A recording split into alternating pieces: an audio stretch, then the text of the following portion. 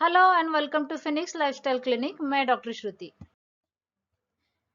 आज के अपने टॉपिक ऑफ डिस्कशन है normal blood parameters in diabetic patients, जिसमें हम देखेंगे blood sugar levels, HbA1c levels और लिपिड प्रोफाइल लेवल्स। उसके बाद में हम देखेंगे normal blood pressure for a diabetic patient and ideal weight for a diabetic patient. तो शुरू करेंगे नॉर्मल ब्लड शुगर लेवल से। डायबिटीज के पेशेंट को फास्टिंग और पोस्ट मील ऐसे दो तरह की ब्लड शुगर चेक करने की सलाह दी जाती है। Fasting blood sugar level empty stomach यानी सुबह खाली पेट करनी चाहिए। पेशेंट को रात को 8 बजे डिनर ले लेना चाहिए और उसके बाद में 10 से 12 घंटे कुछ नहीं खाना है और सुबह 8 बजे empty stomach fasting blood sugar level का सैंपल देना है।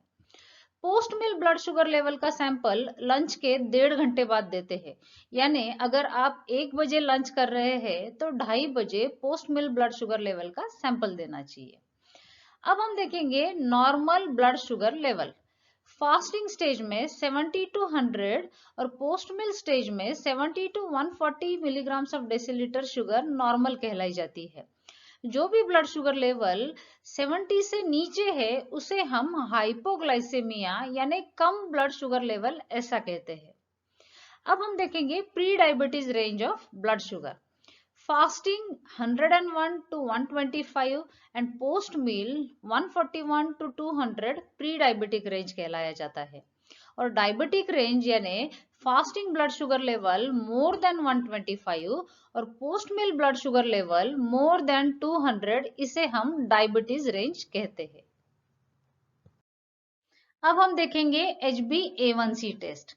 HbA1c यानी ग्लाइकेटेड हीमोग्लोबिन। ये टेस्ट 3 महीने में एक बार करने की सलाह दी जाती है। HbA1c टेस्ट को एवरेज 3 महीने की ब्लड ग्लूकोज लेवल टेस्ट ऐसा भी कहा गया है। बहुत सारे पेशेंट्स के मन में ये डाउट रहता है कि अगर वो हर महीने fasting and post meal test कर रहे हैं तो क्या उन्हें HbA1c टेस्ट हर 3 महीने में करना जरूरी है। तो इसका जवाब है हाँ। हर डायबिटिक पेशेंट्स ने हर 3 महीने में एक बार HbA1c टेस्ट करना जरूरी है, क्योंकि fasting and post meal blood glucose levels काफी फ्लक्चुएबल रहते हैं। यानी अगर आपने ज्यादा मीठा खाया है या फिर आपकी एक्सरसाइज बंद है या फिर आपको वायरल फीवर होके गया था तो ऐसे समय fasting and post meal blood sugar level changes दिखाई देते हैं, लेकिन HbA1c स्टेबल रहता है।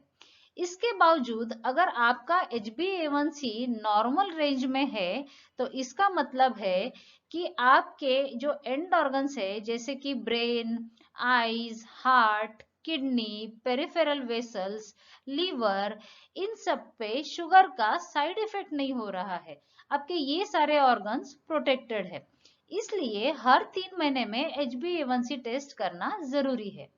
अब हम देखेंगे HbA1c के नॉर्मल रेंजेस क्या है। If your HbA1c is below 5.7, then it's known as normal HbA1c.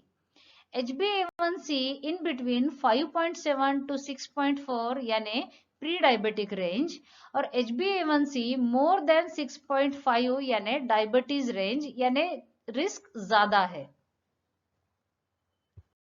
अब हम देखेंगे normal lipid profile for diabetic patients. Dyslipidemia यानी कोलेस्ट्रॉल का असंतुलन ये भी एक डायबिटिक पेशेंट्स के लिए कोमॉर्बिडिटी कंडीशन है। अगर डायबिटिक पेशेंट्स का कोलेस्ट्रॉल संतुलित मात्रा में नहीं है तो उनके लिए हार्ट रिलेटेड कॉम्प्लिकेशन के चांसेस बढ़ जाते हैं। तो इसलिए डायबिटिक पेशेंट्स ने अपना कोलेस्ट्रॉल संतुलित रखना बहुत जरूरी है। कोलेस्ट्रॉल के लिए फास्टिंग स्टेज में सैंपल दिया जाता है। अगर पेशेंट्स ने रात को 8 बजे खाना खाया है तो उसके बाद 10 से 12 घंटे उन्हें एम्प्टी स्टमक रहना पड़ता है और उसके बाद में सुबह 8 बजे फास्टिंग लिपिड प्रोफाइल सैंपल देना पड़ता है। आइडियली हम पेशेंट्स को लिपिड प्रोफाइल सैंपल के देने के 3 दिन पहले से ही लो कार्बोहाइड्रेट और लो फैटी डाइट लेने की सलाह देते हैं। अब देखेंगे what is normal cholesterol for a diabetic patient. Diabetic patients के लिए total cholesterol should be less than 170, triglyceride should be less than 150, HDL यानी good cholesterol should be more than 45 to 55 and LDL यानी bad cholesterol should be less than 100 milligrams of decilitre. तो ये है normal lipid profile ranges for a diabetic patient. अब हम देखेंगे what is normal blood pressure. Diabetic patients के लिए hypertension ये भी एक कोमॉर्बिडिटी है। अगर डायबिटिक पेशेंट्स का ब्लड प्रेशर बढ़ने लगा है तो उनके हार्ट रिलेटेड और किडनी रिलेटेड कॉम्प्लिकेशंस बढ़ने के चांसेस रहते हैं।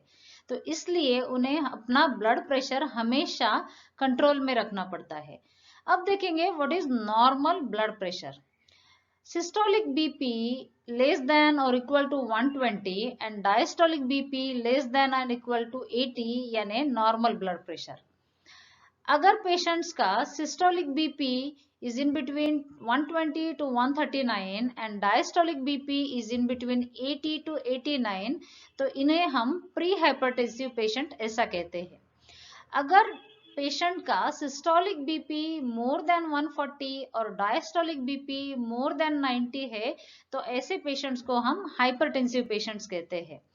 अगर पेशेंट का ब्लड प्रेशर मोर देन 180/110 है तो इसे हम हाइपरटेंसिव क्राइसिस कहते हैं। ऐसे पेशेंट्स ने तुरंत अपने डॉक्टर से कंसल्ट करना चाहिए। अब हम देखेंगे ideal weight of a patient. Weight के लिए बॉडी मास इंडेक्स ये क्राइटेरिया यूज किया जाता है। BMI equals to weight in KG divided by square of height in meter. Internet में काफी सारे BMI कैलकुलेटर्स भी अवेलेबल है। तो BMI के अनुसार पेशेंट को 4 कैटेगरीज में डिवाइड किया जाता है। BMI लेस देन 18.5 यानी under weight, BMI in between 18.5 to 24.99 यानी हेल्दी या फिर normal weight, BMI in between 25 to 29.99 यानी over weight and BMI more than 30 यानी ओबेस।